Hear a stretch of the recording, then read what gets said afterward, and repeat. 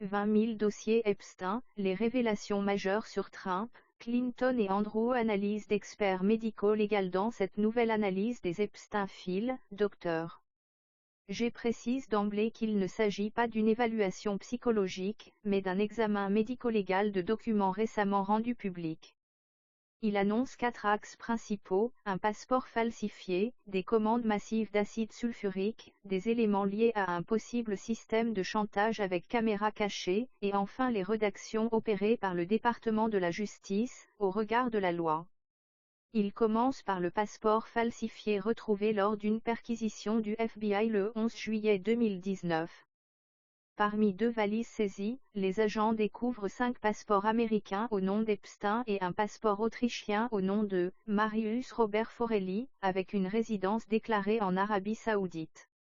Le document, expiré en 1987, comportait la photographie d'Epstein et avait été utilisé à plusieurs reprises, notamment à l'aéroport Charles de Gaulle au début des années 1980, ainsi qu'à Heathrow. Ce n'était donc pas un simple faux document conservé sans usage, il servait réellement à voyager sous une fausse identité. Dr. G souligne que ce détail rejoint des hypothèses déjà évoquées concernant d'éventuels plans de fuite vers l'Arabie Saoudite. Il évoque aussi un autre élément troublant retrouvé dans les valises, un portefeuille de « spécial agent » du département du Trésor américain, contenant non pas de véritable identifiant officiel, mais un insigne ressemblant davantage à un objet de fantaisie ou un pin. Toutefois, le portefeuille semblait authentique. L'ensemble passeport falsifié, matériel pseudo-officiel suggère, selon lui, une construction d'identité alternative soigneusement élaborée.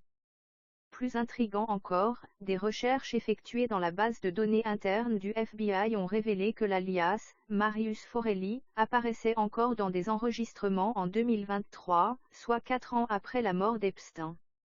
Certains résultats étaient marqués « Restricted Access Denied », y compris pour des agents du FBI consultant leur propre système. Pour Dr. G, cela suggère l'existence d'informations classifiées ou hautement sensibles liées à cet alias, même si une explication plus banale reste théoriquement possible. Il aborde ensuite le contenu des valises. La valise noire contenait des diamants en vrac, des devises étrangères et surtout 4 classeurs remplis de CD. La valise bleue en contenait 2 autres. Ces disques ne sont pas décrits en détail, mais l'on sait qu'Epstein stockait des images sur CD. Dr. G estime qu'il est peu probable que des souvenirs anodins soient conservés dans une valise avec des diamants et des liquidités. L'hypothèse du matériel compromettant, voire destiné au chantage, lui paraît plus plausible. Un point attire particulièrement son attention, une incohérence dans l'inventaire initial des objets saisis.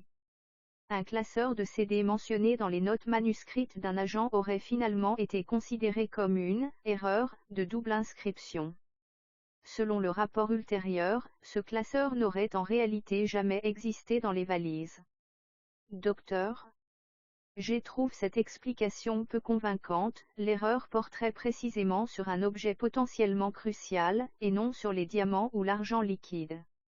Il examine ensuite les commandes d'acide sulfurique. En 2015 et en février 2017, 2 fûts de 55 gallons avaient été achetés à chaque fois. L'acide sulfurique peut avoir des usages légitimes, notamment pour le traitement de l'eau ou la régulation du phosphore sur une île. Mais en décembre 2018, la commande passe soudainement à 6 fûts de 55 gallons. Dr. G reconnaît que des raisons pratiques peuvent exister, mais il souligne la concomitance avec la montée de nouvelles accusations judiciaires.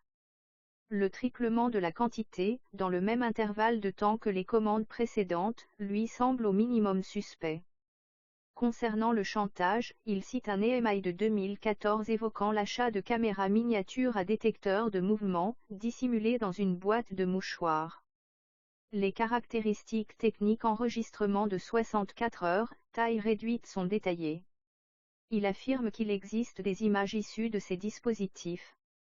Pour lui, ces éléments contredisent l'affirmation selon laquelle il n'y aurait jamais eu de système de chantage. Un autre message, daté de 2012, évoque la suppression d'un fichier sur clé USB avant de la jeter, ce qui suggère des précautions systématiques pour effacer des traces. Enfin, Dr. G aborde la question des rédactions à la lumière de l'Epstein File Transparency Act, signé en loi. Ce texte interdit toute rédaction fondée sur l'embarras, la réputation ou la sensibilité politique. Seules sont autorisées celles protégeant les victimes, des informations médicales ou une enquête fédérale active, et chaque rédaction doit être justifiée par écrit auprès du Congrès. Or, certains noms de co-conspirateurs présumés restent occultés. Dr. G avance une hypothèse: si ces personnes étaient considérées comme victimes de chantage, leur anonymat pourrait être légalement défendable. Mais cela impliquerait de reconnaître officiellement l'existence d'un vaste système de chantage, ce que les autorités ont jusqu'ici nié. En conclusion, Dr. G estime que plus les documents émergents, plus l'affaire gagne en complexité. Entre identités falsifiées, matériel potentiellement compromettant, volume inhabituel d'acide sulfurique et rédaction contestée, les zones d'ombre persistent. Selon lui, si le département de la justice souhaite justifier certaines occultations, il devra s'appuyer sur des arguments juridiques solides quitte à contredire ses propres déclarations antérieures.